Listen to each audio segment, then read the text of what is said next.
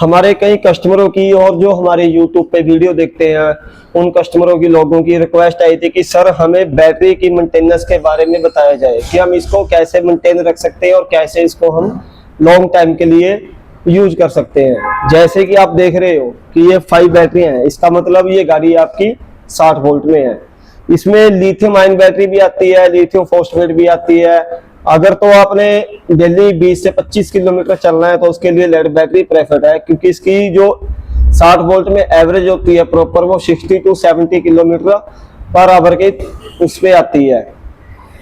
अब हमें इसके बारे में आपको बताते हैं कि इसकी जो मेंटेनेंस है वो कैसे रखी जाए, कैसे की जाए कि जो ये आपकी लॉन्ग टाइम के लिए आपको चले, बैकअप अच्छा दे, वारंटी से भी ऊपर आगे आपकी चले गाड़ी।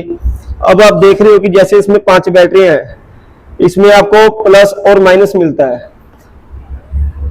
कभी भी आप बैटरियां फिट कर रहे हो या आती हैं या नहीं आती है, ये उसके लिए भी बेनिफिट है कि कभी भी आप बैटरियां फिट करो तो माइनस और प्लस का ध्यान रख दें, क्योंकि इसमें होता और कुछ नहीं, सिर्फ माइनस और प्लस का ही ध्यान देना पड़ता है।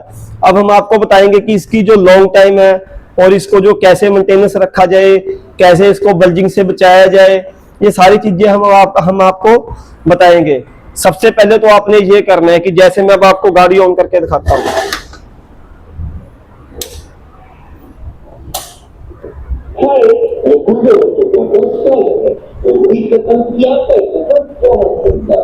जैसे कि आप देख रहे हो कि अभी मेरी बैटरी फुल है। आपने कभी भी चार्जिंग पे लगानी है, जैसे कई कस्टमरों की जो रनिंग रेंज होती है वो 20 किलोमीटर भी होती है, 30 किलोमीटर भी होती है। जिस भी कस्टमर की 20 से 30 किलोमीटर की रेंज है वो प्लीज गाड़ी को डेली चार्जिंग ना करे, वो 1 से 2 दिन छोड़ के ही इसको चार्जिंग लगाए। जैसे कि मैं आपको दिखा रहा हूँ कि ये मीटर में देखो ये चार्जिंग इंडिकेशन आते हैं। कभी भी आपने जब भी चार्जिंग लगानी है, जब लास्ट वाले आपके 2 पॉइंट रह जाए तब आपने चार्जिंग पे लगानी है, नहीं अदरवाइज आपने स्कूटी को चार्जिंग पे लगाना नहीं है। ठीक है सर। अब कई कस्टमर कहते हैं कि सर हमारी बैटरी है जो बल्ज हो जाती है, अब बल्ज के लिए हम उसको कैसे बचाएं, उसके लिए हम क्या करें। कभी भी गाड़ी को अगर आपने देखा कि हमारी बैटरी लो हो गई है, उसको कभी भी आप आते ही तुरंत उसको चार्जिंग पे ना लगाएं।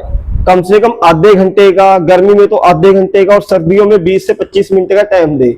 जब आपकी गाड़ी फुल चार्ज हो जाए तब भी आपने यही काम करना है कि 20 मिनट और आधा घंटे से पहले आप इसको चार्जिंग से हटा दो, फिर इसको स्कूटी को रनिंग पे लेके जाओ। क्योंकि होता क्या है कि जैसे हम देखते हैं कि कोई भी चीज है, चाहे अपना मोबाइल भी हम यूज कर रहे हैं, उसको भी अगर गर्म है हम उसको एकदम चार्जिंग पे लगा देंगे तो उसकी भी बैटरी है वो कुछ टाइम के बाद बल्ज होना स्टार्ट हो जाती है।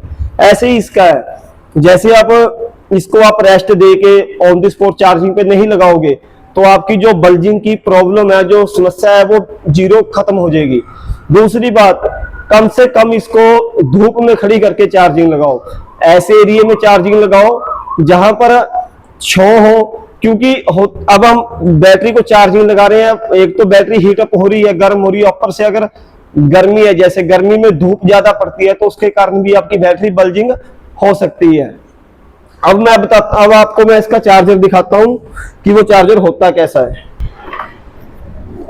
अब जैसे कि आप देख रहे हो कि हमारे पास ये चार्जर आता है जो 60 वोल्ट का है।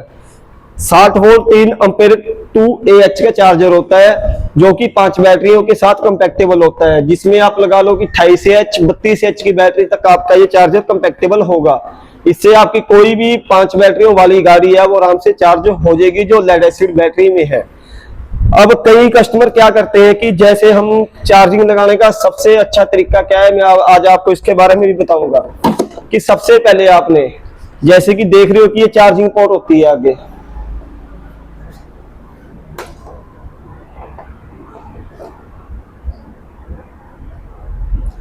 अब सबसे पहले आपने ये प्लग जो हमारा चार्जर में से आ रहा है इसको लगाना है। अब कई कस्टमर क्या करते हैं कि मेन सप्लाई पहले दे देते हैं और चार्जिंग सॉकेट बाद में लगाते हैं। इससे क्या होता है कि अगर चार्जिंग सॉकेट में हल्का सा भी पानी लगा हो तो ये शॉर्ट होने का डर रहता है। इससे आपका चार्जर और आपकी चार्जिंग सॉकेट दोनों खराब हो सकती हैं। उसके बाद हमने क्या करना है, इसको फिर मेन सप्लाई में देना है।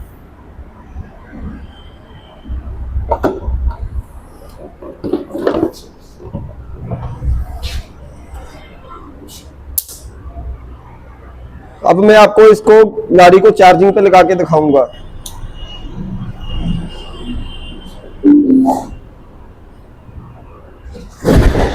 उसके बाद आपने इसको मेन सप्लाई पे लगाना है। जैसे कि ये नॉर्मल प्लग पे चार्ज हो जाती है, कोई 5 ampere 6 ampere high power plug की कोई इसमें जरूरत नहीं होती है, नॉर्मल प्लग पे ही चार्ज हो जाती है आपकी। अब जैसे आप इसमें देख रहे होंगे कि ये परसेंटेज शो करता है हमारा जो चार्जर है। ऑटो का चार्जर होता है, आप इसको एनी टाइम कभी भी चार्जिंग पे लगाओ, सारी रात चार्जिंग लगा के छोड़ दो, कोई दिक्कत नहीं है। जो आपको इसमें मेन चीज ध्यान रखने की होती है कि कभी भी हम चार्जिंग पे लगा रहे हैं तो सबसे पहले आप जो चार्जर से आ रहा है उसको लगाएं, चार्जिंग सॉकेट को आप बाद में लगाएं।